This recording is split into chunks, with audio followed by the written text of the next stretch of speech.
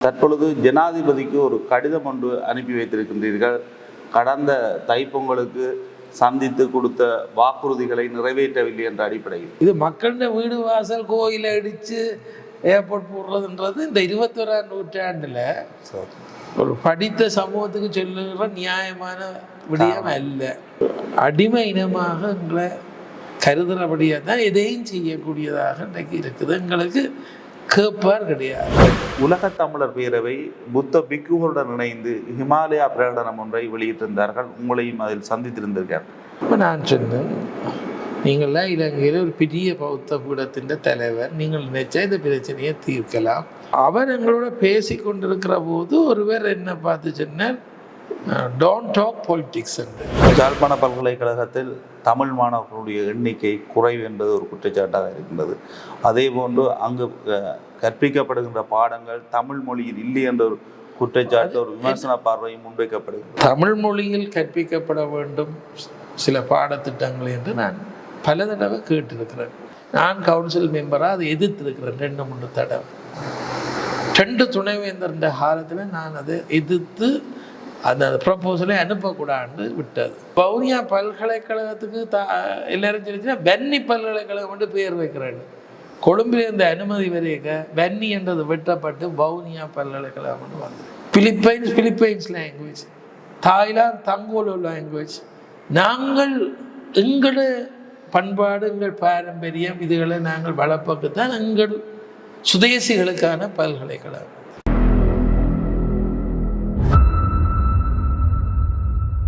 வணக்கம்.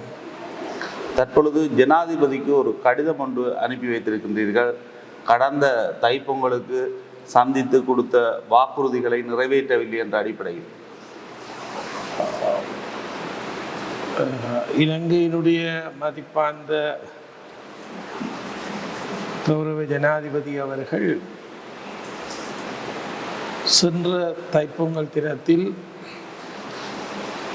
சைவ சமய தலைவர்களை சந்திப்பதற்காக நெல்லை ஆதீனத்துக்கு வருகை தந்தார்கள்.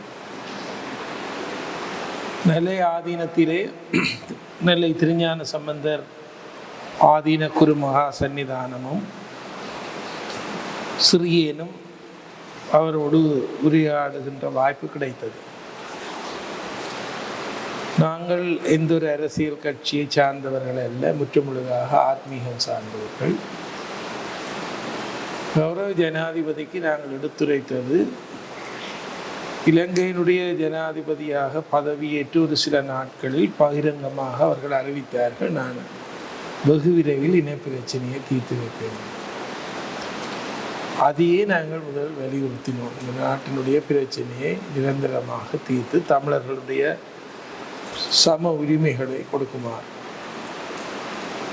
அவர்கள் தான் அந்த முயற்சியிலே ஈடுபட்டிருப்பதாக சொன்னார்கள். அடுத்து சைவ சமய மக்கள் சார்பில் நாங்கள் கேட்டுக்கொண்டது,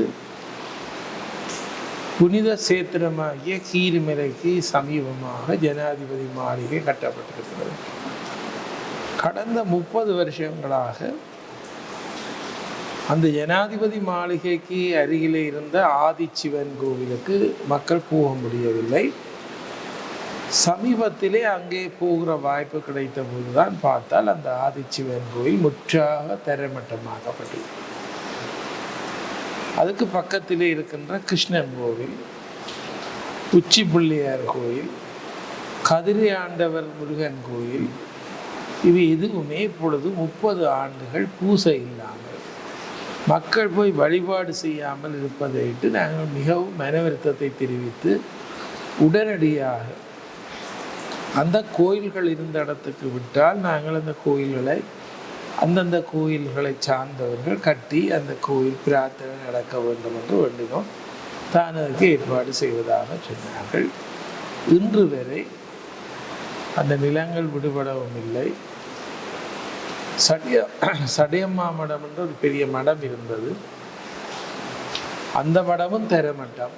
நாங்கள் சிறு வயதிலே அந்த மடத்திலே போய் தங்கி சாப்பிட்டுருக்கிறோம். அதுக்கு பக்கத்திலே 3-4 சித்தர்களுடைய சமாதிகள் இருந்தது. அதில் எல்லா சமாதியினுடைய மூலஸ்தானத்திலும் இருந்த சிவலிங்கத்தை கிளறி கீழே ஆவரணம் அந்த அதாவது ஐம்பொன் தாப்பது வழக்கம். அதை எடுத்து போட்டு சிவலிங்கங்களை உடைத்து எறிந்திருக்கிறார்.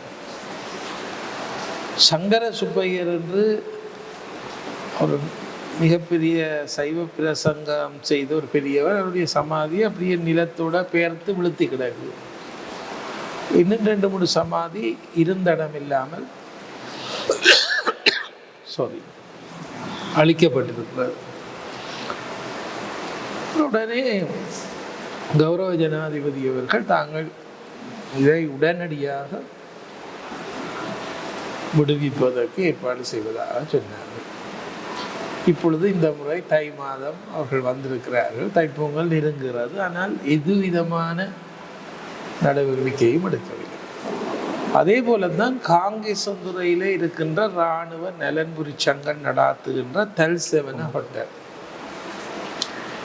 அந்த ஹோட்டல் பாவனையில 106 பிறப்பு காணிய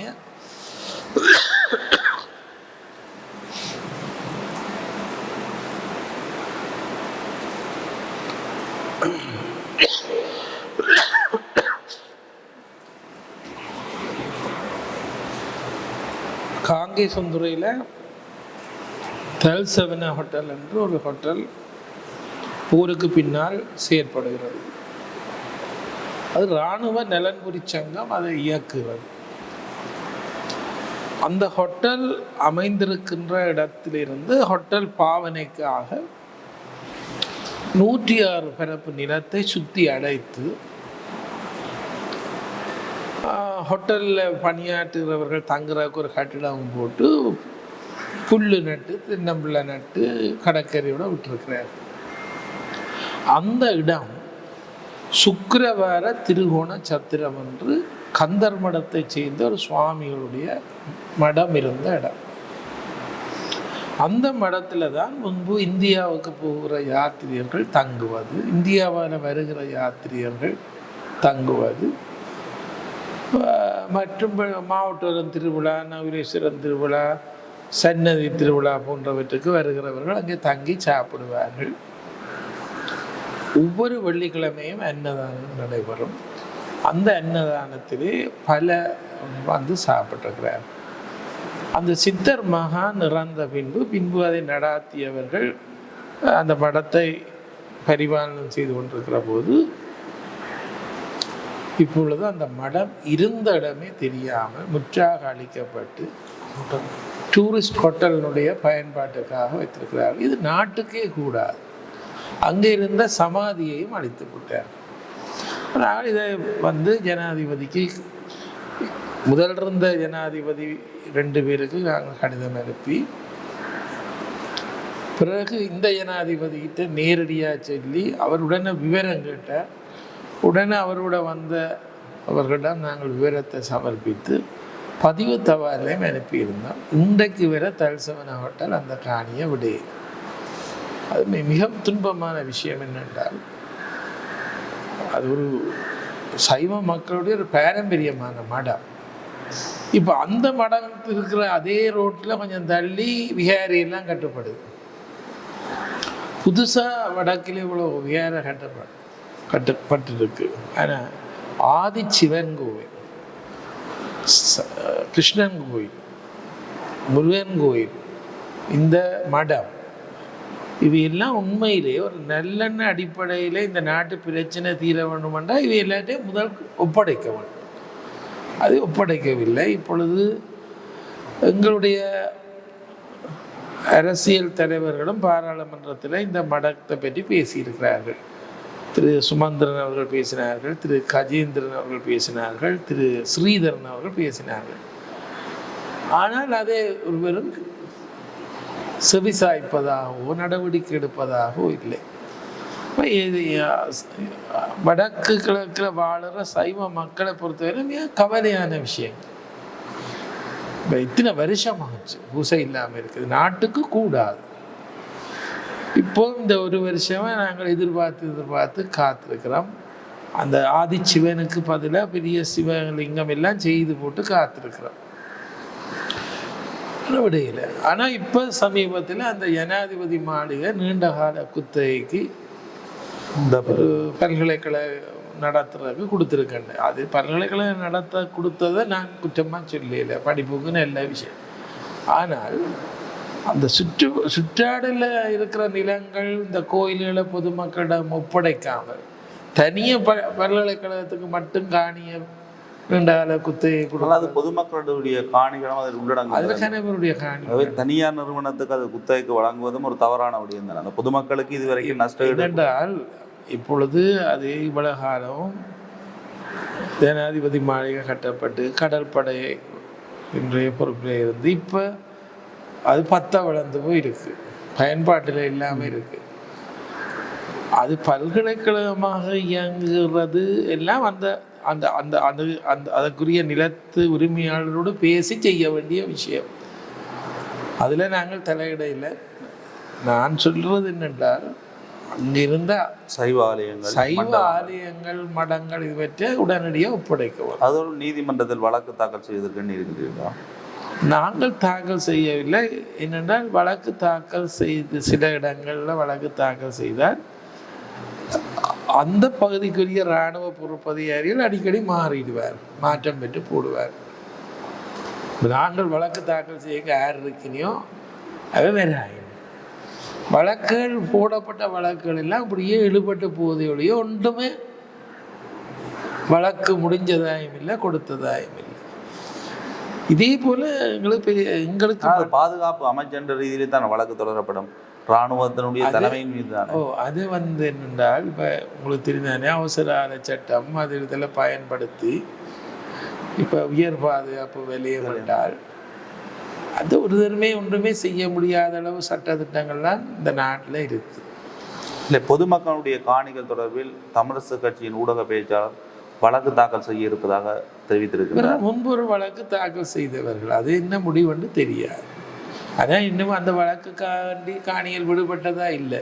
இப்போ மயிலட்டியில் ஒரு பகுதி, தையட்டியில் ஒரு பகுதி, இந்தியாவில் குறும்பசட்டியில் பெரும்பகுதி இன்னும் விடுபடையில்லை, கட்டுவனில் பெரும்பகுதி இன்னும் விடுபடையில்லை. உள்ளுக்கு கோயில்கள் எல்லாம் அழிஞ்சு கொண்டே இருக்குது. விமான நிலைய விஸ்தரிப்பு கண்டெடுக்கப்பட்டிருக்கிற இல்லை என்றால் இப்போ பெரிய பகுதியை எடுத்திருக்கு. இப்போ நீங்கள் பார்த்தீங்கன்னா சின்ன இந்தியாவில் ஆஸ்திரேலியாவில் விமான நிலையம் எல்லாம் கடலுக்கு பிள்ளைன்னு சுற்றி போட்டு பக்கத்தில் இறங்கும். இது கடல் பக்கத்தில் இருக்குது, வடிவாக கடலுக்கு சுற்றி போட்டு லேண்ட் பண்ணலை.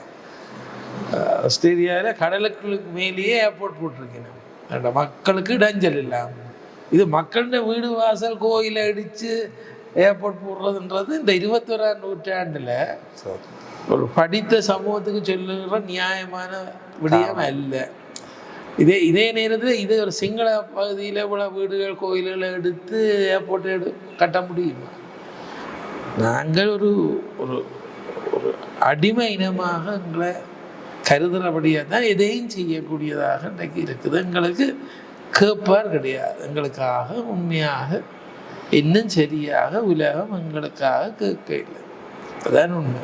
காங்கேசத்துறை சூழலில் இவ்வாறு சைவ ஆலயங்களை குறிப்பிடுகின்றீர்கள், மடங்கள் சிலைகள் எல்லாம் அழிக்கப்பட்டிருக்கின்றன. அதே போன்று முல்லைத்தீவில் வவுனியாவிலும் இவ்வாறான விடயங்கள் இருக்கின்றன, திருகோணமலையில் இருக்கின்றன. இதனை கடந்து தொல்பொருள் திணைக்களத்தினுடைய பிரச்சனைகளும் இருக்கின்றன. இதில் புத்த விகாரை, புத்த சிலை போன்ற பிரச்சனைகளும் இருக்கின்றன. ஆனால் இவற்றையெல்லாம் கடந்து உலகத் தமிழர் பேரவை புத்த பிக்குகளுடன் இணைந்து ஹிமாலயா பிரகடனம் ஒன்றை வெளியிட்டிருந்தார்கள். உங்களையும் அதில் சந்தித்திருந்திருக்கார்கள். அந்த பிரகடனம் தொடர்பில் உங்களுடைய நிலைப்பாடு என்ன? இந்த விடயங்களை புத்த பிக்குகளுடன் பேசாமல் அரசியல் தீர்வு, நாட்டினுடைய அரசியல் அமைப்பு தொடர்பில் மட்டுமே அங்கு குறிப்பிடப்பட்டிருக்கின்றது. இவ்வாறான விடயங்கள் ஒரு முதன்மையாக பேசப்பட்டிருக்கவில்லை அல்லவா? உண்மையிலே குறிப்பிட்டு சொல்ல போனால் இன்றைக்கு யாழ்ப்பாணத்தில் அழிக்கப்பட்ட கோயில்கள் பல இப்போ நாங்கள் கட்டியாச்சு. உதாரணமாக நீங்கள் பார்ப்பீர்கள், காங்கேசத்துறையில் குருநாத சுவாமி கோயில், பிள்ளையார் கோயில், நகுலேஸ்வரன் கோயில் பகுதியெல்லாம் அதில் சேதமாகி மீளக்கூடிய வந்த மக்கள் தங்களுடைய குலதெய்வங்களை எத்தனையோ கோடி செலவழித்து தரமட்டமாக்கப்பட்ட கோயில்கள் எல்லாம் கட்டியாச்சு. அந்த கோயில்கள் கட்டுறதுக்கெல்லாம் புலம்பெயர் சமூகம் தான் உண்மையில் உதவி செய்து, இல்லைன்னா கட்டியே இருக்க முடியாது. புலம்பெயர்ந்த தமிழர்கள் போர்க்காலத்திலேயும் இன்றைக்கும் பள்ளி பாடசாலைகள், கோயில்கள், ஆதரவற்ற சிறுவர் இல்லங்கள், சமூகத்தினுடைய தேவைகளுக்கு தாராளமாக உதவி இருக்கிறார்கள். இன்றைக்கும் அவர்களுக்கு நாங்கள் நன்றி தான் சொல்ல வேண்டும். புலம்பெயர் சமூகத்தில் எத்தனையோ அமைப்புகள் இருக்கிறது. அந்த அமைப்புகளுக்கும் எங்களுக்கும் எந்த தொடர்பும் இல்லை. அப்போது புலம்பெயர் சமூகத்திலிருந்து சில நேரங்களில் அரசியல் காய்ச்சால் நாங்கள் தயவு செய்து எங்களுடைய அரசியல் காய்க்காயங்களோ, எங்களுடைய ஏதாவது ஆத்மீய கதைங்களோ அல்லது ஏதாவது ஆதரவற்றவர்களுடைய சேவையை பற்றி கதைங்கன்னு சொல்கிறது. இப்போ இந்த இமாலய பிரகடனம்ன்றதே எங்களுக்கு ஒன்றுமே தெரியாது. எங்களுக்கு சில அன்பர்கள் எடுத்து சொன்னார்கள், எல்லா பௌத்த மத பீடங்களிலிருந்து வெளிநாடுகளிலிருந்தும் நெல்லை ஆதீனத்துக்கு சைவ சமய தலைவர்களை சந்திக்க வருகின ஒருக்கா நீங்களும் அந்த நேரம் வாங்குவோம். இப்போ நெல்லை ஆதீனத்தினுடைய நான் அறக்கட்டளை, நெல்லை திருஞான சம்பந்தர் ஆதீனத்தினுடைய அறக்கட்டளையினுடைய செயலாளராக இருக்கிற காரணத்தினால நானும் அந்த நிகழ்ச்சிக்கு போனேன். இப்போ நான் முதல் அவர்களை கண்டவுடனே கேட்டது, நீங்கள் இடங்களுக்கு ஒரு தரம் அறிமுகம் இல்லாதவர்கள். ரெண்டாவது, இவர்களை வந்திருக்கிற பௌத்த மதத்தை, ஏனென்றால் எங்களை பொறுத்தவரை எங்களை சமய தலைவர்களை இப்போ பல வருஷமாக இப்படி எங்களை கூப்பிடுவினேன், பேச சொல்லுவேன், பிரச்சனையை சொல்லுவேன், காய்ச்சிட்டு போடுவேன், ஒரு தீர்வும் இல்லை. உங்களுக்கு சொன்னால் என்ன, இலங்கையில் போர் நடந்து கொண்டிருக்கிற போது ஜப்பானிய தூதுவர் அக்காசி சமய தலைவர்களை சந்திக்கணும் கொண்டு யாழ்ப்பாண பொது நூல் நிலையத்தில் எங்களை எல்லாரும் கூப்பிட்டு ஒரு பெரிய கூட்டம் வச்சது. நான் அந்த கூட்டத்தில் அக்காசிகிட்ட சொன்னேன், சில அடிப்படை பிரச்சனையை முதல் தீருங்கோ, அப்போ தான் அந்த பேச்சுவார்த்தையிலே ஒரு நம்பிக்கை வரும். அப்போ அவர்கிட்ட என்ன பிரச்சனை, நான் சொன்னேன், சிறையில் இருக்கிறவைய விடுவீங்கோ, மற்றது அகதி முகாம்களில் இருக்கிறவைய விடுவீங்கோ. அப்போ நிறைய பேர் அகதிகள் இருக்கு. அவர் எல்லாத்துக்கும் தலையாட்டினார், ஆனால் ஒன்றும் நடக்கல. அப்போ நாங்கள் பெரிய ஜப்பானிய தூதுவர் அக்காசியை சந்தித்த காலத்திலேருந்து அடிக்கடி ஆக்களை சந்திக்கிறோம். திடீரென்று ஒரு நாள் அறிவித்தார்கள், அஸ்கிரிய பீடத்தினுடைய முதல்வர், பெரிய பீடாதிபதி கண்டியிலிருந்து வர்றார், உங்களை எல்லாரையும் சந்திக்க போகிறார், நெல்லை ஆதீனத்துக்கு வாங்கணும். பலாலியில் இருக்கிற இராணுவ பெரியவர்கள்லாம் கூட்டிக் கொண்டு வந்தார். அப்போ சரி என்று எங்களுக்கு முதல் நாளே வந்து ஆதீனம் எல்லாம் செக் பண்ணி அப்படி இப்படியெல்லாம் செய்து வந்தார்கள். சரி, அந்த அஸ்கிரிய பீடாதிபதியோட நான் நெல்லை ஆதீன சுவாமி பேசி முடிய நான் பேசினேன். இப்போ நான் சொன்னேன், நீங்கள்லாம் இலங்கையில் ஒரு பெரிய பௌத்த பீடத்தின் தலைவர், நீங்கள் நினைச்சா இந்த பிரச்சனையை தீர்க்கலாம். பொதுவாக ஒரு குற்றஞ்சாட்டு இருக்குது, இலங்கையில் என்ன பிரச்சனையை தீர்க்க வழிக்கிட்டால் பௌத்த பீடங்கள்லாம் குழப்புதுன்னு. அப்போ அந்த பௌத்த பீடாதிபதி மிகவும் பக்குவமாக பேசினார். சொன்னார், கட்டாயம் பிரச்சனை தீர்க்கப்பட வேண்டும் அப்படின்னு. அந்த நேரம் கூட அவர் எங்களோட பேசி கொண்டிருக்கிற போது ஒருவர் என்ன பார்த்து சொன்னார், டோன்ட் டாக் பொலிட்டிக்ஸ் என்று. ஆனால் பௌத்த பீடாதிபதி அவருக்கு பார்த்து சொன்னார், நீ கதைக்கக்கூடாது, நாங்கள் கதைக்கிறோம், நீங்கள் கதைக்கக்கூடாதுன்னு சொன்னார். அவருடனே எழும்பி வெளியில் வந்துட்டார். நாங்கள் சமயத்தை பற்றி கேட்க நாங்கள் சந்திக்கலை. நாங்கள் சமயத்தை பற்றி எல்லாரும் அறிஞ்சிருக்கிறோம், புத்தரை பற்றி அறிஞ்சிருக்கிறோம், புத்த சமயத்தவர்கள் சிவபெருமானை பற்றி அறிஞ்சிருக்கிறார்கள். அதுக்கு நாங்கள் இப்படி அவசரமாக சந்திக்கிறோம். அந்த பௌத்த பீடாதிபதி சொன்னார், தான் போய் சில நடவடிக்கைகள் எடுப்பேன், சைவ மத தலைவர்களை நான் கண்டிக்கு கூப்பிடுவேன், நீங்கள் கட்டாயம் பெற வேணும். இன்றைய வரையில் அவர் போய் எதுவுமே இல்லை. அப்போ பிறகு எங்களுக்கு சர்வ மத கூட்டமாக இதுன்னு சொல்லிவினேன். நாங்கள் போய் ஒரு பயணம் இல்லை. இப்போ யாழ்ப்பாணத்தில் 2-3 தரம் பிள்ளையார் ஹோட்டலில் சர்வ மத கூட்டம் எங்களை கூப்பிடுச்சினேன். இத்தனையோ மத தலைவர்கள், கொழும்புலேருந்து கிறிஸ்தவ மதத்தவர்கள், மௌலவி எல்லாம் வந்து ஒரு ஒரு ஒரு சின்ன விஷயம் கூட நிறைவேறையில். அப்போ இப்போ எங்களுக்கு இந்த மத தலைவர்கள் சந்திப்புன்றது ஒரு போலித்தனமானதும் சும்மா பொழுது போக்குறதும் படப்பிடிப்புமாக இருக்குதுன்றது என்ற அபிப்பிராயம். நான் இதையும் வெளிப்படையாக தான் சொல்கிறேன். அப்போ நான் இந்த பௌத்தபிக்கு மேற்பட பேர் வந்திருக்கிறேன். அவைக்கு முன்னால் சொன்னேன், முந்தையும் இப்படி எல்லாரும் வந்தங்களை ஏமாற்றி போட்டேன். நீங்களே நான் சொல்லிச்சினேன், இவர் இன்ன பௌத்த பீடம், இவர் இன்ன பீடம் எல்லாம் மொழிபெயர்த்தார்கள். அப்போ அந்த பௌத்த பீடத்துக்கு நான் சொன்னேன், இப்படி ஆதிசிவன் கோயில், ஜனாதிபதி மாளிகை, இந்த பிரச்சனைலாம் சொல்லி திருக்கோணேஸ்வரம் கோயில் பாடல் பெற்ற தலம், மிக நீண்ட வரலாறு கொண்ட திருக்கோணேஸ்வரம். இவ்வளவு தமிழ் மக்களுடைய கோயிலாக இருந்தாலும் சிங்கள மக்களும் நிறைய பேர் வந்து அந்த கோயிலை நல்லா கும்பிடுறீர்கள்.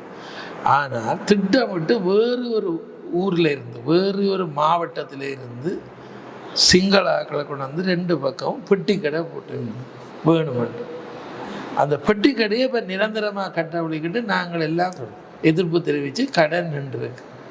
நீங்கள் இவ்வளோ பௌத்த பீடங்களும் ஏழுமென்றால் இப்போ உங்களோட பௌத்த கோயில், புராதனமான கோயிலில் இப்படி பெட்டி கடை போட்டு இருக்கீங்களா? கதிராமத்திலேயே நீங்கள் இப்போ அங்கே தூரத்தில் வச்சிருக்கிறீங்க கடைகள் எல்லாம். இந்த கோணேஸ்வரத்துக்கு பக்கத்தில் இப்படி 2 பக்கம் பெட்டி கடை போட்டு அதிலேயே இருந்து மச்சக்கறி எல்லாத்தோடையும் சாப்பிடுன்னு எல்லாம் செய்யணும். ஊத்தியாக இருக்குது, பூரா பாதை, இடைஞ்சல், மலை.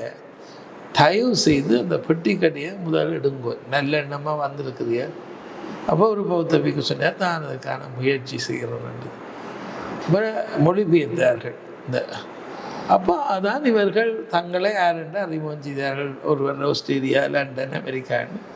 நாங்களே சொன்னது என்னென்னா, நல்லது. ஆனால் இதிலே நான் சொன்ன விஷயங்கள் ஏதாவது 1-2 நீங்கள் இந்த ஒரு சில மாதத்துக்குள்ளே பூர்த்தி செய்தீர்கள்னா உங்களோட பேச்சுவார்த்தை பற்றி ஒரு நம்பிக்கை வேறு. மற்றபடி நாங்கள் உங்களோட கோவிக்கிறதாலே இந்த பயணம் இல்லை. யார் புத்தி என்றாலும் அரிசி ஆகணும்ங்கிற விருப்பம் எங்களுக்கு. உங்களே உடைய தான் தெரியும், இவையே உடைய தான் தெரியும்னு சொன்னோம்.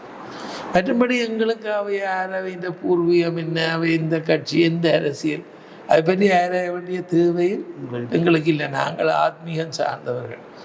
நான் சொன்னேன்டா, ஏதாவது எங்களெல்லாம் இப்படியெல்லாம் பேச்சுவார்த்தை செய்கிறீர்கள்டா, ஒரு முதல் முயற்சியாக ஒன்று செய்து காட்டணும். அவையும் வந்து போய் 1 மாதமாவது எந்த மாற்றம் இல்லை. ஆனபடியத்தான் நான் என்ன சொல்லுகிறேன்னா, எங்களுடைய சமுதாயத்தில் இன்றைக்கு நாங்கள் இப்பொழுது ஒரு இக்கட்டான நிலையில் இருக்கிறோம். நான் இலங்கைக்கு வந்த இந்திய தூதுவர்கள், யார் புதுசாக பதவியேற்ற இந்திய தூதுவர் யாழ்ப்பாணத்துக்கு வர்ற போதும் நாங்கள் எங்களுக்கு சந்திக்கிற சந்தர்ப்பம் தர்றது. யாழ்ப்பாணத்தில் இருக்கிற இந்திய துணை தூதரத்திடம் நாங்கள் பல முறைப்பாடுகளை சொல்லியிருக்கிறோம். சிலவற்றை அவர்கள் செவிமடுத்து செய்திருக்கிறார்கள். ஆனால் நாங்கள் சொல்கிறது என்னென்ன, நிரந்தரமாக ஏதாவது செய்யணும். அப்போ நான் இந்திய நிதியமைச்சர் நிர்மலா சீதாராமனை திருக்கோணமலை கோணேஸ்வரர் கோயிலில் நேர சந்தித்து மகஜர் ஒன்று கையடிச்சு, இந்த கோணேஸ்வரர் கோயிலை பாருங்கோ, பட்டிக்கடையெல்லாம் பாருங்கோ, உற்று சின்ன கட்டிடம் கூட நாங்கள் கட்டிடலாம். ஒரு பெரிய ராஜபுரம் கட்டணும்னு படங்கறி வச்சிருக்கிறோம். எப்படி திருக்கேதீஸ்வரத்தை கருங்கல்லால் நீங்கள் கட்டி கொடுத்தீங்களோ இந்திய அரசாங்கம், இதுவும் அதே காலப்பகுதியான ஒரு பெரிய கோயில். இந்த கோயிலை கட்டித்தாங்க. அவள் தான் முயற்சி செய்யணும்னு வாங்கிடுவேன். 2-3 தடவை இந்திய தூதுவர் ஆலயம் வர முதலே கோணேஸ்வர ஆலய நிர்வாகத்தை கூப்பிட்டு எஸ்டிமேட் எல்லாம் எடுத்திருக்கிறேன். ஆனால் இன்னும் ஒரு பணியும் தொடங்கல. இன்னும் ஒரு சின்ன கிடங்கு கூட விட்ட தொல்லியல் திணைக்களம் அனுமதி தெரியல. இப்போ லண்டனில் கோணேஸ்வரர் நிர்வாகத்தினுடைய அனுமதியோடு என்னுடைய சில அன்பர்களை பயன்படுத்தி 1200 கிலோ எடையுடைய ஒரு பெரிய காண்டாமணி லண்டனில் செய்து இப்போ வந்து கொண்டு இருக்குது கோணேஸ்வரத்து. ஆனால் இன்னும் மணிக்கூட்டு கோபுரம் கட்டையில். மணிக்கூட்டு கோபுரம் கட்டுறதுக்கு ஆர்க்கியாலஜிட்டே அனுமதி கொடுத்தது இன்னும் அவர்கள் திருக்கோணேஸ்வரத்தில் ஒரு கொப்பை வெட்டுறதுனாலும் முடியாது. எவ்வளவு துன்பமான விஷயம்.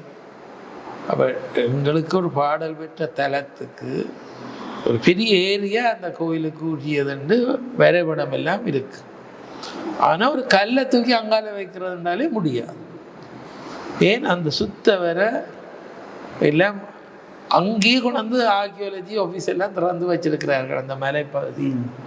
இன்னொரு சின்ன லெவலுக்கும் வர்றார். இப்போ இங்கே ஆர்கியாலஜி தடுக்குது அங்கே எங்கட கோயில். இங்கே யாரும் எந்த பிரதேச வேட்டியோ மாநகர சபையோ யாருடையும் அனுமதி பெறாமல் எங்கேயும் கோயில் கட்டலாம். இது பெரிய துன்பம். இதை யாருக்கு சொல்கிறேன்னே தெரியாது. இல்லை, நீங்கள் இந்தியாவுக்கு இந்த விடயத்தை அணுகியிருக்கின்றீர்கள். இதே போன்று இங்கே இருக்கின்ற புத்திஜீவிகளும் அரசியல்வாதிகளும் அணுகவில்லை என்று நினைக்கின்றீர்களா? அல்லது இந்தியாவுடன் எவ்வாறான ஒரு அணுகுமுறை தேவை? எங்களுக்கு என்ன பிரச்சனை என்று சொன்னால் எங்களிடம் ஒற்றுமை இல்லை. எங்களிடம் ஒற்றுமை இல்லை. இன்னும் எங்களுடைய அரசியல் தலைவர்கள் எல்லாரும் ஒன்று சேர்ந்து ஒரு கோரிக்கையை நிதானமாக இல்லை. நீங்கள் ஒரு கோரிக்கை வச்சா அதை பிள்ளைன்னு தான் நான் சொல்கிறவராயும், நான் வைக்கிற கோரிக்கை பிள்ளைன்னு இன்னொருவர் சொல்கிறதாயுமே காலம் போகும். ஒற்று விஷயத்திலே நாங்கள் ஒற்றுமைப்படையில் ஒரு கட்சிகளை விட நாங்கள் ஒற்றுமையாக இல்லை. அது என்ன சாபக்கேடோ தெரியாது. அப்போ ஒரு தரம் இன்னும் ஒன்று செய்யல. இந்த இவ்வளவு பேர் இறந்த பின்னால், இவ்வளவு இளம்பிள்ளைகள் இறந்த பின்னால் ஒன்று செய்யல. அடுத்தது புத்திஜீவிகளும் கூட அவர்கள் போனால் பஸ்ஸை கேட்குறார்கள், இதை கேட்குறார்கள், அதை கேட்குறார்கள். தங்களுக்கு ஒரு தங்கள் அலுவலகங்களுக்கு ஒரு விடயத்தை கேட்கிறார்கள் ஒழிய முழு இனத்துக்குமான விடயங்களை பேசுகிற புத்திஜீவிகள் இன்றைக்கு மௌனமாக தான் இருக்கிறார். சரியாக புத்திஜீவிகள் இருந்தால் எங்களுக்கு இருக்க வடக்கு பல்கலைக்கழகம் இன்றைக்கு எங்களுடைய பல்கலைக்கழகத்தில் எங்களுடைய தமிழ் மாணவருடைய கல்வி அபிவிருத்தி தொடர்பாக நாங்கள் எடுத்த முயற்சிகள், புத்திஜீவிகள் எடுத்த முயற்சிகள் போதா. யாழ்ப்பாண பல்கலைக்கழகத்தில் தமிழ் மாணவர்களுடைய எண்ணிக்கை குறைவு என்பது ஒரு குற்றச்சாட்டாக இருக்கின்றது. அதே போன்று அங்கு கற்பிக்கப்படுகின்ற பாடங்கள் தமிழ் மொழியில் இல்லை என்ற ஒரு குற்றச்சாட்டு, ஒரு விமர்சன பார்வையும் முன்வைக்கப்படுகின்றது. யாழ்ப்பாண பல்கலைக்கழகத்தினுடைய பேரவை உறுப்பினராக நான் பல வருஷங்கள் இருக்கிறேன். நான் தமிழ் மொழியில் கற்பிக்கப்பட வேண்டும் சில பாடத்திட்டங்கள் என்று நான் பல தடவை கேட்டிருக்கிறேன். ஒவ்வொரு துணைவேந்தர் காலத்திலும் கேட்டிருக்கிறேன். சட்டத்துறை யாழ்ப்பாண பல்கலைக்கழகத்துக்கு வருகிற போது நான் இந்த வேண்டுதலை விட்டால் உடனே எல்லாரும் சொன்னார்கள், இல்லை இல்லை ஆங்கில மொழி மூலம்னா கெதிய அனுமதி தருவார்கள். அப்போ அனுமதி கிடைத்த போது யாழ்ப்பாணம் பல்கலைக்கழகத்தில் அந்த சட்டத்துறையை இயக்க முடியாத ஒரு கஷ்டம் இருந்தது. இப்போ நீங்கள் அறிந்தீர்கள் வரையா யாழ்ப்பாண பல்கலைக்கழகத்தின் சட்டத்துறை கொஞ்ச காலம் கொழும்பு தமிழ் சங்கத்தில் இயக்கினது. அப்போ நான் கவுன்சிலில் இருக்கிறோம். நாங்கள் இதை கைவிட்டு விடக்கூடாது என்பதில் கவனம் செலுத்தினேன். அதுக்கு பிறகு அந்த ப்ரப்போசல்களில் பேராசிரியர்கள் கல்விமான்கள் எழுதியக்குள்ள இவர்கள் அது எங்களுக்கு கிடைக்க வேண்டும் என்றக்காண்டி இவர்கள் எல்லாம் மீடியம் இங்கிலீஷ் என்று போட்டுவிட்டார். இப்போ அதால் வந்த கஷ்டம் என்னென்றால் எங்களோட பல்கலைக்கழகத்தில் எங்களோட மாணவர்கள் தொகை குறையுது. சிங்கள மாணவர்களுடைய இலங்கையில் சிங்களவர்கள் சனத்தொகையில் அதிகமாக இருக்கிறார்கள். தமிழற்ற சனத்தொகை வளர்ச்சி வீதம் நல்லா தேய்ந்து வரும். ரெண்டாவது, தனிய பல்கலைக்கழகத்தையும் குறை சொல்ல முடியாது. வடக்கு கிழக்கு எல்லாம் இருக்கிற ஒரு பெரிய பிரச்சனை என்னென்னா 7 ஒரு தடவைக்கு மேலே எடுக்கிறார்கள். முந்தி 3 தடவை முயற்சி செய்வார்கள் பல்கலைக்கழகத்தில். இப்போ 2வது தடவை பல்கலைக்கழகத்துக்கு புகுமுக பரீட்சைக்கு இயல் பரீட்சைக்கு பல மாணவர்கள் விண்ணப்பித்து விட்டு பரீட்சை மண்டபத்துக்கு காண கிடையாது. நான் ஒரு பிரின்சிபலாக இருந்தேன்னா, பரீட்சையில் மேற்பார்வையாளராக இருந்தேன்னா, நான் ஆச்சரியப்பட்டது உண்டு என்னென்னா, இவ்வளோ பேர் அப்ளிகேஷனை போட்டுட்டு அதில் ஒரு 20% வர்றது இல்லை. அப்போ பல்கலைக்கழகத்தை இப்போ நிரப்புறதுக்கு சிங்கள மாணவர்கள் வர்ற வாய்ப்பு எங்கட மாணவர்களுடைய தவறாலும் ஏற்பட்டிருக்கு. தனியாக பல்கலைக்கழகத்தை பற்றி அப்போ எங்கட மாணவர்கள் 2ஆம் முறை எடுக்கிறதில்ல, 3ஆம் முறை எடுக்கிறதில்ல. பெரும்பாலும் எல்லாரும் வெளிநாட்டுக்கு போகிற நோக்கத்தோடு போயிடுறார்கள். இல்லை என்றால் கன வசதியுடையவர்கள் கொழும்பில் போய் தனியார் பல்கலைக்கழகங்களுக்கு போய் அங்கே கெதியாக 3 வருஷத்தில் படிப்பை முடிச்சுட்டு வெளியில் போகிறார்கள் அல்லது வேலை செய்கிறார்கள். அப்போ சுதேசிகளுக்காக இனமாக படிக்கக்கூடிய இந்த பல்கலைக்கழகத்தில் இன்றைக்கு என்றும் இல்லாதவாறு தமிழ் மாணவருடைய தொகை குறைஞ்சு. அதுக்கு இது ஒரு பிரச்சனை. 2வது, இப்போ சில துறைகளை இப்போ உங்களுக்கு தெரியும், பிகாம், முகாமைத்துவம் இதெல்லாம் இருக்கிற போது ஆரம்பத்தில் தமிழ் மொழி மூலம் இருந்தது. பிறகு அதை இங்கிலீஷ் மீடியமாக இடையில பிகாமை நாங்களே எங்களோட அறிஞர்களே அதை கையை விட்டார். பிறகு எல்லாரும் சண்டை பிடிச்சி திருப்பி பிகாம் கொண்டுறதுக்கே பெரிய கஷ்டப்பட்டு. அதாலேயும் முகாமைத்துவத்துறைக்கும் சிங்கள மாணவர்கள் நிறைய பேர் வரார்கள் என்ன இப்போ இங்கிலீஷ் மீடியம். இப்போ பாருங்க விளையாட்டுத்துறை, விளையாட்டு விஞ்ஞானம், ஸ்போர்ட்ஸ் அண்ட் சயின்ஸ் என்ற ஒரு பாடத்தை ஒரு டிகிரி கோர்ஸாக துவக்கிற போது, அதுக்கு கொண்டு வர்ற முயற்சி நடக்கிற போது கிட்டத்தட்ட 10 வருஷம் எங்கட யூனிவர்சிட்டியில் இருக்கிற துறைகளுக்குள்ளே இருந்த சண்டைகளால் அந்த பாடத்திட்டத்தை முதல் ப்ரப்போசல் கொடுக்காமலே காலம் போச்சு. சயின்ஸ் ஃபேக்கல்ட்டி இது சயின்ஸோட கொண்டு வர்றதா இருந்தால் சயின்ஸ் எல்லாம் நல்ல ரிசர்ச் எடுத்தது தான் ஸ்போர்ட்ஸ் படிக்க வேற ஒன்று படிச்சு. கொஞ்ச காலம் மெடிக்கல் ஃபேக்கல்ட்டிகளை இதை கொண்டு வருவோம். ஏனெண்டா ஹெல்த்துக்கு தொடர்பட்டதானே, உடல் ஆரோக்கியத்தோட தொடர்பட்ட விளையாட்டுத்துறைனா மெடிக்கல் காலேஜாக்கள் சம்மதிக்கலை, தங்களுக்கு வேலைப்படுவன். ஆர்ட்ஸ் ஃபேக்கல்ட்டி இந்த துறையை பொறுப்படுங்கோன்ற காலத்தில் ஆர்ட்ஸ் ஃபேக்கல்ட்டிக்கு நிறைய அதாவது பாடங்கள் நிறைய இருக்குது, பொறுப்பு எடுக்கிறது. 2வது அப்படி என்றால் இந்த ஸ்போர்ட்ஸ் அண்ட் சயின்ஸ் என்ற சொல்லி எடுக்க சொல்லி கொஞ்சம் கல்விமான்கள் சண்டை பிடிச்சது. இப்படியே நம்ப மாட்டீர்கள், பல வருஷம் இந்த பட்டப்படிப்பு துவங்காமல் இருந்தது. ஆனால் எங்களுடைய பல்கலைக்கழகத்தை விரிவுரையாளராக எடுக்கப்பட்ட 3 பேர் இந்தியாவில் போய் PhD முடிச்சுட்டு வந்து டைம் டேபிள் இல்லாமல் இருந்தார். பிறகு கஷ்டப்பட்டு இப்பொழுது தான். ஆனால் அந்த ஸ்போர்ட்ஸ் எஜுகேஷன் கூட இப்போ என்ன மாதிரிண்டா ஆங்கில மொழி மூலமாக. அப்போ நல்ல ஒரு விளையாட்டு வீரன் பாவம் இங்கிலீஷ் OL நல்ல ரிசல்ட்ஸ் இல்லாட்டி அவர் படிக்கல. அப்போ இந்த நிலைமை தான் இன்றைக்கு இருக்கு. அப்போ sports science, sports and education இதை கூட தமிழ் மொழியில் கொண்டு வந்தால் அங்கே எங்களுக்கு அந்த அனுமதியை தர மாட்டாங்க. சிங்கள மாணவரும் படிக்கிற மாதிரி கொண்டு போனால் தான் அதை தருவாங்கன்னு சொல்லி அதை இங்கிலீஷ் மீடியமாக கேட்டுச்சு. இப்போ வந்த நட்டம் என்னென்னா அதுக்கும் சிங்கள மாணவர் தான். தொழில்நுட்ப கல்வி வந்தது, டெக்னாலஜி, இங்கிலீஷ் மீடியம். எங்களோட பிள்ளைகள் குறைவு, அறிவியல் நேரில் அவை தான் கூட. அக்ரிகல்ச்சர் இங்கிலீஷ் மீடியம், அவை சரிக்கச்சேரி, மெடிக்கல் காலேஜும் இப்போ சரிக்கச்சேரி வந்து கொண்டிருக்கிறார்கள். இப்போ ஃபேக்கல்ட்டிலையும் சிங்கள மாணவர்கள்லாம் கூட அவை தான் முதல் கோயிலை கட்டினார்கள், பௌத்த கோயிலை. அவர்களுக்கு அனுராதபுரத்தில் இருக்கிற பிக்குமார் எல்லாரும் வந்து கோயில் கட்டுறதுக்கு உதவி செய்து அந்த கோயில் கட்டப்பட்டு இஸ்லாமிய கோயில் கட்டப்பட்டு அதுக்கு பிறகுதான் இப்போ சைவ கோயில் கட்டுது. 3-4 கோயிலுக்கும் இடம் ஒதுக்கப்பட்டது. ஆனால் மெஜாரிட்டி இப்போ அவர்கள் இருக்கிறார். வவுனியா பல்கலைக்கழகம் முழுக்க ஆங்கிலம். வவுனியா வளாகமாக இருக்கிற போது 3 தினம் ப்ரப்போசல் கொண்டு வந்தார்கள். அது பல்கலைக்கழகமாக உயர்த்த ஒன்று. நீங்கள் வேணுமென்றால் பல்கலைக்கழகத்தில் போய் பல்கலைக்கழக கவுன்சில் அறிக்கையை பார்க்கலாம். நான் கவுன்சில் மெம்பராக அதை எதிர்த்திருக்கிறேன் 2-3 தடவை. 2 துணைவேந்தர் காலத்தில் நான் அதை எதிர்த்து அந்த ப்ரப்போசலை அனுப்பக்கூடாது விட்டது.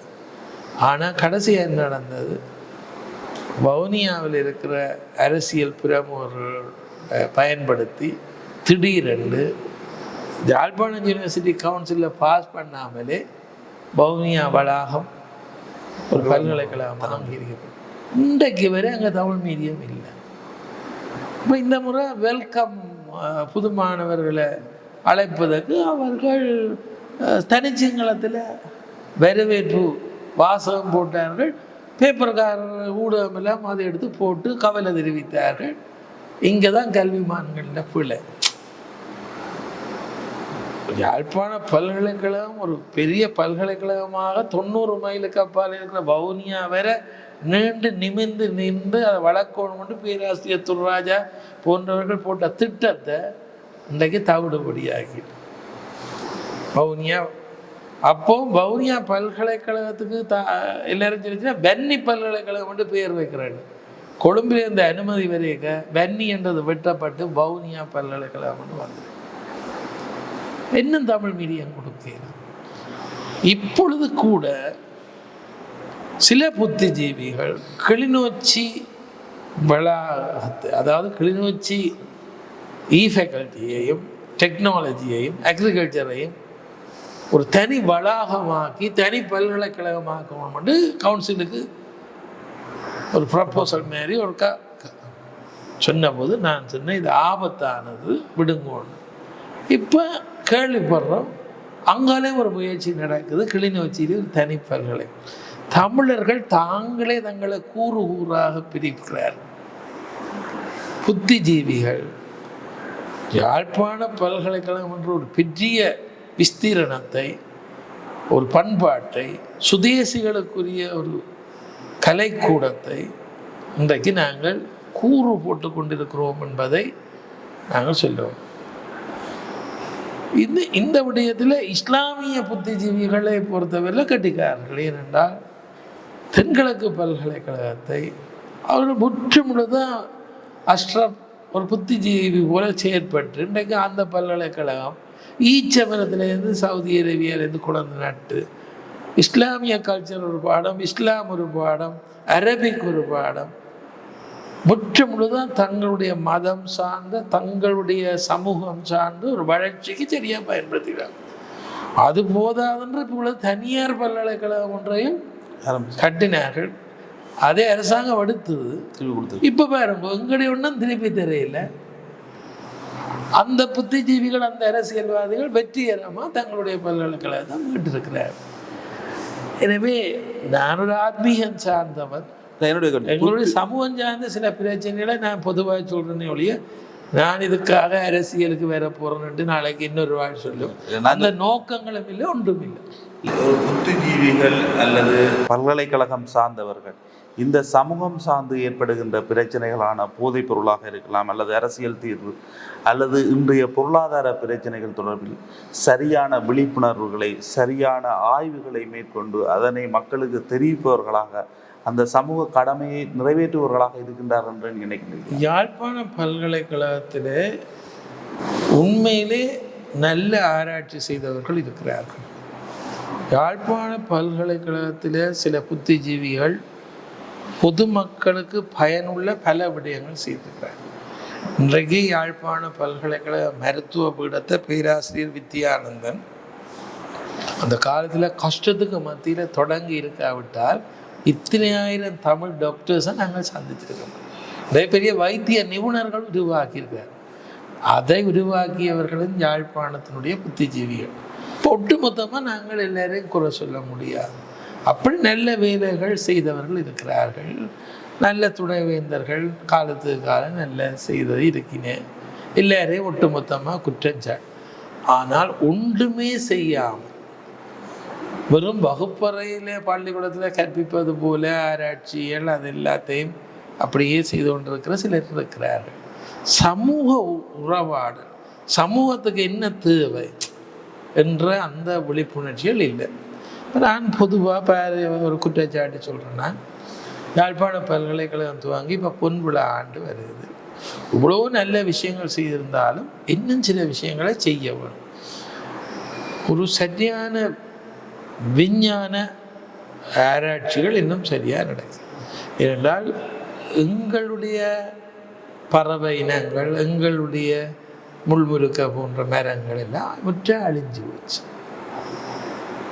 அதை அழிய விடாமல் காப்பாற்றுவது எல்லா நாட்டிலேயும் பல்கலைக்கழக விஞ்ஞானிகளின் முயற்சி. இந்தியாவில் ஒவ்வொரு வருஷம் புது நெல்லினம் கண்டுபிடிக்கிறார்கள். நாங்கள் இருந்த நெல்லினத்தையே 50 வருஷ காலத்தில் பல்கலைக்கழகம் காப்பாற்றினோம். இப்போது நாங்கள் இந்தியாவினுடைய ஆட்டக்காரி, எச்போ, இந்தியாவின் வைகை அப்படின்னு நெல்லுகளை வாங்கணும். இந்தியாவில் நீங்கள் போய் கோயம்புத்தூர் பல்கலைக்கழகத்தில் அடிக்கடி எக்ஸிபிஷன் வைப்பார்கள். அவர்கள் நெல்லினங்களை அப்படியே கண்ணாடி பெட்டிக்கு அடுக்கி இருப்பார்கள், பேர்கள் வச்சிருப்பார்கள். சதுப்பு நிலத்தில் வர்ற நெல்லினமே கண்டுபிடிச்சிருக்கிறார். அந்த நெல்லினம் சரியாக நாங்கள் பாவிச்சா வெள்ளை வழியில் நெல் விளை, கைதடி வழியில் நெல் விளை. அது தண்ணிக்கு மேலே இவ்வளவு தூரம் வளர். சதுப்பு நிலத்தில் நெல் விளைவிக்கிறத கூட இந்தியா பக்கத்து நாடு கண்டுபிடிச்சிருக்கு. இப்போ நாங்கள் எங்களோட பசியை போக்குறதுக்கு எங்களுடைய விஞ்ஞானிகள், எங்களோட பல்கலைக்கழகத்தவர்கள் பயன்படுத்தவும். அதுக்கு நான் ஒருவரை தனிப்பட்ட ரீதியாக குற்றஞ்சாட்டையில் அந்த வளர்ச்சி போதாது. எங்களோட இன்னும் ஒரு நெல்லினத்தை நாங்கள் புதுசாக எங்களோட மண்ணுக்கு இந்த நெல்லினம் வரும் என்று செய்யும். முந்தி விவசாய விரிவாக்க உத்தியோகத்தர் செம்பாட்டு மண்ணில் டென்மார்க்கில் இருக்கிற ஆக்கா கிழங்கு, கினிக்கா கிழங்கு, இன்ன கிழங்கு வரும் என்று சொல்லி கொண்டாந்து நட்டு பார்த்து, இளவாழையில் சுண்ணாத்தில் இணுவில் நட்டு பார்த்து இந்த கிழங்கு இங்கே வரும், நுவரேலியாவில் இந்த கிழங்கு வரும் என்று தான் இன்றைக்கு உருளைக்கிழங்கு நடுறோம். பல்கலைக்கழகம் அது இன்னும் வேறு என்ன பயிரங்கட மண்ணில் வரும் என்று ஒரு சொல்லுது. சில கட்டுரைகள் எழுதுகிறார்கள். வாழைக்கு நோய் வந்தால் இது வந்தால் பேராசிரியர் மிகுந்தன் அடிக்கடி பத்திரிகையில் கட்டுரை எழுதுகிறார். சித்த வைத்தியத்துறையில் கட்டுரை எழுதுகிறார்கள். யாழ்ப்பாணத்தில் தற்கொலையை தடுப்பதற்கு பல்கலைக்கழக பேராசிரியர்கள் சில முயற்சி இருக்கிறார்கள். ஒட்டுமொத்தமாக எல்லாரையும் நான் குற்றஞ்சாட்டையில், ஆனால் 50 வருஷ வளர்ச்சிக்கு இன்னும் அங்கட போதாமல். அதே நேரத்தில் எங்களுக்கு ஒரு பெரிய பிரச்சனை இருக்குது. எங்களோட இப்போ எனக்கு யாழ்ப்பாண பல்கலைக்கழகம் எனக்கு என்னுடைய குருவாக இருக்கிற அன்னை தங்கம்மா பாப்பட்டியை கௌரவிச்சு கலாநிதி பட்டம் தந்தார்கள், இன்னும் கௌரவிச்சு கலாநிதி பட்டம் தந்தார்கள். நான் இதுக்கெல்லாம் நன்றியாக தான் இருக்கிறேன். ஆனால் பிழையை சுட்டி காட்ட வேண்டிய பொறுப்பும் என்னிடம் இருக்கிறது. நான் எல்லாம் சரி என்று சொல்லிவிட்டு போக முடியாது. ஏன்னா நாங்கள் ஒரு ஆத்மீயம் சேரணும். அதனால நான் சொல்கிறேன் என்னென்னா, இப்போ பொன் விழா வருது. பொன் விழாவை முன்னிட்டு இனிமேல் நாங்கள் அடுத்த நூற்றாண்டு விழாவுக்கு இடையில எதை சாதிக்க போகிறோம் என்று புத்திஜீவிகள் எல்லாம் அந்தந்த துறையில் ஒரு ஆராயம். இவ்வளவு தமிழ் மாணவர்களை இந்த பல்கலைக்கழகத்தில் உள்வாங்குவது, இன்னும் என்ன புது படிப்புகளை உருவாக்குவது. உங்களுக்கு தெரியும், இப்போ நேனோ டெக்னாலஜி அது இதுன்னு புது புது விஷயங்கள் வந்துட்டு இப்போ எங்களுக்கு இருந்த டெக்ஸ்டைல்ஸ் அதுகளெல்லாம் மூடியாச்சு. இந்தியாவில் டெக்ஸ்டைல் இன்ஜினியரிங்கெல்லாம் பூத்து வாங்கி பெரிய டிசைன் இன்ஜினியரிங் இன்றைக்கு அமெரிக்காவில் பெரிய தட்டுப்பாடு. ஒரு செம்போ பூத்தில் டிசைன் இன்ஜினியரிங்கில் தான் அழகாக செய்து கொடுக்குறாங்க. அமெரிக்கா இந்தியாவில் இருக்கிற டிசைன் இன்ஜினியர்ஸ் எல்லாரையும் உள்வாங்குது. அப்போ எப்படி அபிவிருத்தி அடைந்திருக்கிற நாடுகளில் இருக்கிற சில நுட்பமான கல்வித்துறைகளை நாங்கள் இங்கே பூத்தவன். அதே நேரத்தில் எங்களுடைய பண்பாடு, எங்களுடைய பாரம்பரியம், இப்போ பாருங்கள், எங்களுடைய கல்வெட்டுக்கள் வாசிக்கக்கூடிய பேராசிரியர்கள் எல்லாம் வயது போய் காலம் கடந்து கொண்டிருக்கிறது. இப்போ யாழ்ப்பாண பல்கலைக்கழகத்தில் அடுத்தடுத்த காலங்களில் கல்வெட்டுக்களை வாசிக்கக்கூடிய பட்டதாரிகளை உருவாக்கும். நெடுக நாங்கள் பேராசிரியர் பத்மநாதன், பேராசிரியர் இந்திரபாலா, பேராசிரியர் சிற்றம்பலம், பேராசிரியர் புஷ்பரண்ணம் தான் வாசிப்பினேன்னு சொல்லி எல்லாருமே வயது போயிட்டு. இல்லை எங்கள்கிட்ட இளமாக்கள் இருக்கிற வாசிக்கிறார்கள்னா அப்போ எங்களோட பாடத்திட்டங்கள், எங்களோட புதிய தேவைகள் எங்களுக்கு அது அதிகரிச்சிருக்கு. அதே மாதிரி இன்றைக்கு எங்களுக்கு சில பிரச்சனைகள் இருக்குன்றே பாருங்க. எங்களுக்கு கடல் வளம், இப்போ ஃபிஷரிஸ் கூட இங்கிலீஷ் மீடியத்தில் ப்ரப்போசல் கொடுத்து பல்கலைக்கழகம் மூவ் பண்ணுறது. இங்கிலீஷ் மீடியத்தில் ப்ரப்போசல். இப்போ மீன் பிடிக்கிறத இங்கிலீஷ் மீடியத்தில் படிக்க வேண்டாம், இவ்வளோ தமிழ் மாணவர் வேற போயினேன், இவ்வளோ தமிழ் மாணவர் வேற போயினேன். உலகத்திலேயே மீன்பிடியில் உச்ச நிலையில் இருக்கிற Norway language, Philippines language, Thailand தங்கோலோ லாங்குவேஜ். நாங்கள் எங்களோட பண்பாடு, எங்கள் பாரம்பரியம் இதுகளை நாங்கள் வளர்ப்பக்கு தான் எங்கள் சுதேசிகளுக்கான பல்கலைக்கழகம். அப்போ இந்த பெரிய முன்னேறின ஜப்பான் நாடு ஜப்பான் மொழியில் தானே முன்னேறுது. சீனாண்ட உலகத்தையே பிடிக்கிற நாடு சீனா, எல்லாம் சீன மொழி. ஏன் நாங்கள் எங்களோட மொழியை ஒரு நலிவுற்ற மொழியாக, செம்மொழி என்றும் 2000 ஆண்டுக்கு மேற்பட்ட வரலாறு கொண்ட மொழியை தமிழ் அறிஞர்கள், தமிழ் துறை, எங்களுடைய கல்விமான்கள் இதையெல்லாம் விட்டுட்டு இங்கிலீஷ் மீடியம் கொண்டு போய் நாங்கள் நடு ரோட்டில் போனோம்.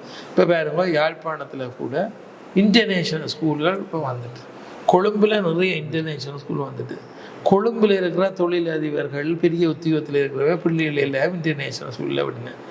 வீட்டில் வீரேசரி அதில் பேப்பர் இருந்தால் கொழும்பில் இருக்கிற பேரனை கூப்பிட்டு பேரை கண் தெரியாது இந்த பேப்பருக்காக வாசி. நான் ஒன்று நான் சொல்கிறேன், இங்கிலீஷ் பேப்பர்ண்டா வாசிப்பேன், தமிழ் பேப்பர் வாசி. இன்றைக்கு தமிழர் செய்திருக்கிற மாதவம் இதுதான். தாய்மொழியை எல்லாரும் கைவிட்டுருக்கோம்.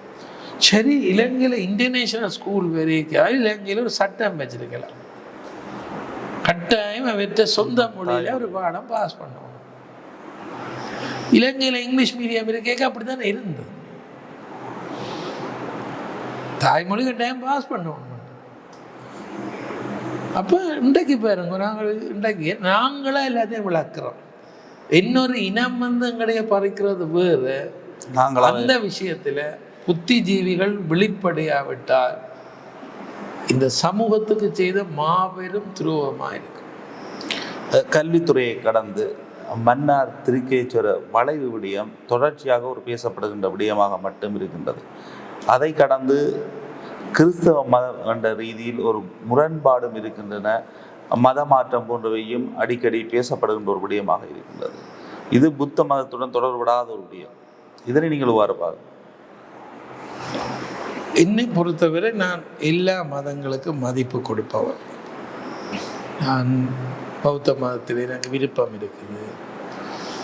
நான் பஞ்சசீல கொள்கையில் பௌத்தர்களுடைய நல்ல கொள்கைகள் படிச்சிருக்கிறேன். அதில் இயேசு கிறிஸ்துவனுடைய பைபிளை பார்த்துருக்கிறேன். நாவலர் மொழிபெயர்த்தது என்னென்று பார்க்கணுன்னு பார்த்துருக்கிறேன்.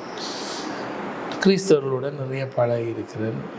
கிறிஸ்தவ மதத்தை கூடாதுன்ற ஒரு நாள் நான் சொல்ல மாட்டேன்.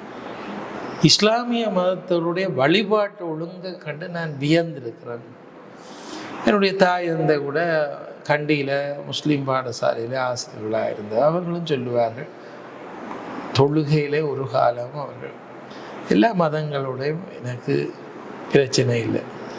ஆனால் நான் இந்த என்னுடைய மத ரீதியான பணிகள்லையும் எங்களுடைய மதத்திலே ஒரு பற்று வச்சிருக்கிறதுனால நான் பொதுவாக எல்லாருக்கும் சொல்கிறது, என்னுடைய நேர்முகத்தில் நான் சொல்கிறது, எல்லா மதத்தையும் மதிக்கிறேன், என்னுடைய மதத்தை சுவாசிக்கிறேன். அதான் நான் சொல்லுவேன். இலங்கையை பொறுத்தவரை ஆதி மதம் சைவ மதம். பௌத்தர்களையும் எழுதி வச்சிருக்கிறார், மகாவம்சத்திலேயே இருக்குது. நல்ல பௌத்த அறிஞர்கள் எழுதி வச்சிருக்கிறார். ஆதி மதம் சைவம். புத்த பகவானுடைய குடும்பமே சைவமாக இருந்தவர்கள். திருமாலையும் சிவனையும் வழிபட்ட குடும்பம். புத்தர் தோடு கழட்டி துறவியானதுக்கு அடையாளம் தான் அந்த பெரிய கார்.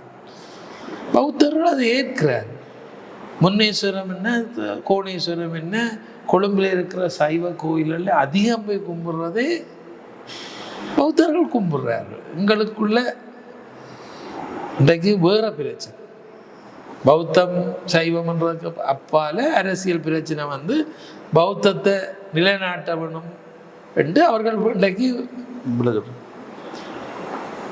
கிறிஸ்தவத்தை பொறுத்தவரையில் வலுக்கட்டாயப்படுத்தி இந்த நாட்டின் மீது படி எடுத்து இந்த நாட்டில் இருக்கிற ஆலயங்களை அழித்து ஆலயங்களை கொள்ளையடித்து போர்த்துகீசர் ஒல்லாந்தர் ஆங்கிலேயர் 3 பகுதியினரும் 1505 இன்றைக்கு வரை இந்த ஆதி சமயத்தை இந்த மண்ணில் இல்லாமல் பண்ணுற முயற்சியை செய்கிறார்.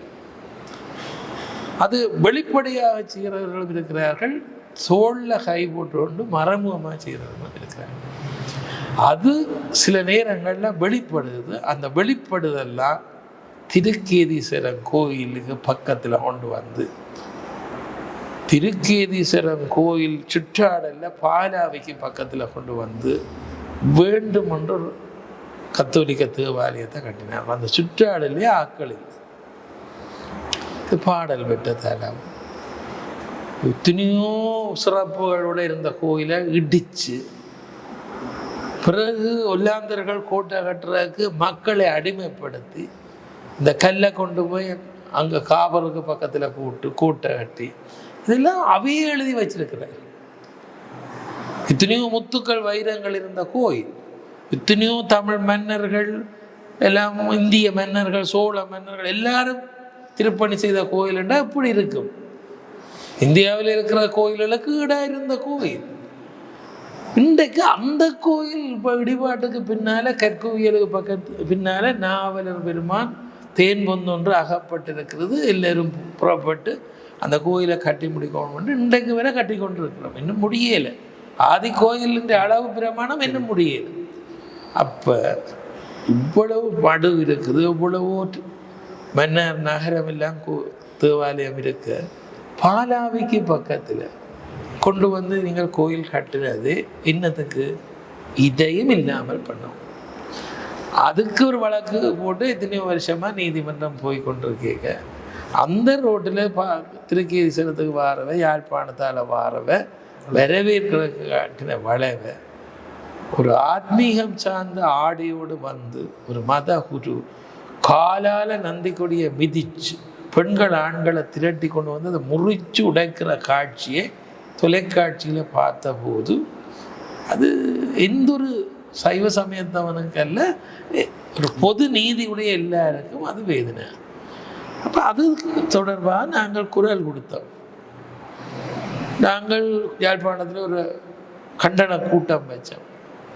இந்தியாவுக்கு எடுத்துரைத்தோம், எல்லாருக்கும் எடுத்துரைத்தோம். இன்றைக்கு வரையில் அது வளைவேட்ட விடையில் நீதிமன்றத்தில் வழக்கு நடக்குது. இன்றைக்கு வேற விடையில்.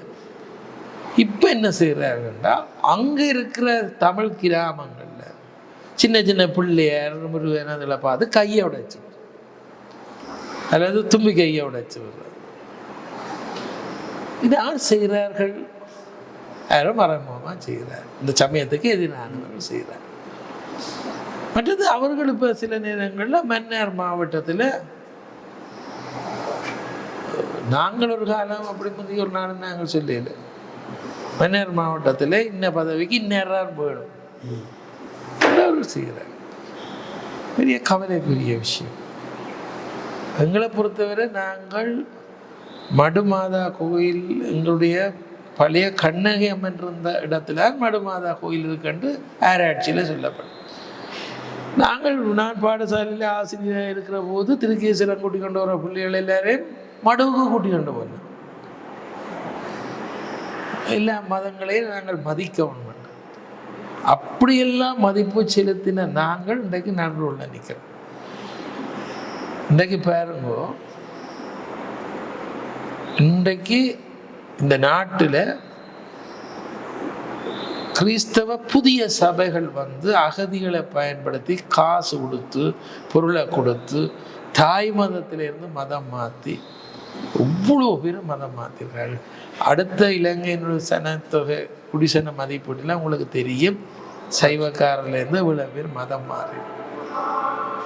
இப்போ இவர்களை பார்த்து அம்பாறை மாவட்டம் மட்டக்களப்பு மாவட்டம் மன்னார் மாவட்டத்தில் இஸ்லாமியர்கள் மதம் மாத்துறாங்க. புத்துவில், தம்புருவில், திருக்கோயில், அக்கரைப்பற்று, கல்முனை, வெறுகல் இந்த பக்கங்கள் இருந்த எவ்வளோ தமிழரை இப்போ இஸ்லாமிய மதத்துக்கு மாற்றிருக்கு. ஓட்டு வாங்கியதெல்லாம் மாறும், அது வாங்கியதெல்லாம் மாறும். மாற்றினது மட்டுமில்லை, அடுத்த கிழமையே ரெஜிஸ்டர் ஆஃபீஸுக்கு கூட்டிக்கொண்டு பஸ்ஸில் எல்லாரும் கூட்டிக்கொண்டு ஒரே ஃபார்ம் நிரப்பி மதம் மாற்றப்பட்டு தினேரன் பத்திரிகையில் புனித இஸ்லாமை தழுவியவர் சிவகுமார் என்ற பெயரை உடையவர், இன்று முடக்கம் இன்ன பெயரை உடையவர். இதை இன்னும் சரியாக எங்களுடைய தமிழ் அரசியல் தலைவர்கள் கண்டிக்க. ஏன் தமிழ் அரசியல் தலைவர்கள் கிறிஸ்தவர்களும் இருக்கிறார்கள் நிறைய பேர். அவர்களே பப்ளிக்காக சொல்லாங்க, கிறிஸ்தவ சபைகளுக்கு ஆதி சமயத்துக்கு இடையூறு செய்யாதீர்கள். எஸ்டிவி செல்வநாயகத்தை நாங்கள் எல்லாம் தலைவராக ஏற்று மதிச்சன.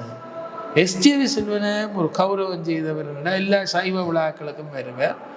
இறுதியாக தன்னை எரிக்குமாறு, சைவ முறையில் எரிக்குமாறு எஸ்டிவி செல்வநாயகம் வேண்டுதல் விடுத்து எரிச்சார். அவர் கடைசியாக ஓடல இருக்க நான் பாடசாலை மாணவன் போய் பார்த்தேன். அவருடைய தலைமாட்டில் நீரோ ஸ்பெஷலிஸ்ட் அந்த காலத்தில் சொல்லி அவருக்கு மிக விருப்பமானது அவர் நெடுக கேட்குறது நாதஸ்வரம். தெல்லிப்பள்ளியை சேர்ந்து கோயிலில் நாதஸ்வர கச்சேரின்னு அவர் வந்துட்டு கேட்டுக்கொண்டிருக்கும். இப்போ நாதஸ்வரத்தை போடுங்கோ, கெசட்டை போடுங்கன்னு சொல்லி நாதஸ்வர கெசட்டை தான் போட்டிருந்தார்கள். நான் மாணவனாக போய் அவரை பார்த்தேன். அவருடைய காதுக்கு பக்கத்தில் நாதஸ்வரம் போய் கொண்டிருந்தேன் என்னுடைய இறுதி நாட்கள். இப்போ இது எங்களுக்கு மதச்சன். ஆனால் சமீப காலத்தில் யாழ்ப்பாணத்தினுடைய இன்றைய பிஷப்பாக இருக்கிற எங்களுடைய மதிப்புக்குரிய ஜஸ்டின் ஞானப்பிராசம் இங்கே தெல்லிப்பட துர்க்கியம்மன் கோயிலுக்கு வருவார், என்னை சந்திக்கிறார், எங்களோட பிரியத்துக்குரிய. அவர் இங்கே வந்தபோது அவர் இங்கே பேசினார். அந்த வளைவை உடைச்சது பிள்ளை. நல்லெண்ணமத்தோட நாங்கள் கத்தோலிக்க மதத்தவர்கள், நாங்கள் இலங்கையின் சனத்தொகையில் குறைஞ்ச வீதமானவர்கள் கிறிஸ்தவர்கள். நாங்கள் கிறிஸ்தவ மதத்தவர்கள் மற்ற மதத்தவர்களோட ஒற்றுமையாக இருக்கணும் தான் நான் விரும்புகிறேன்.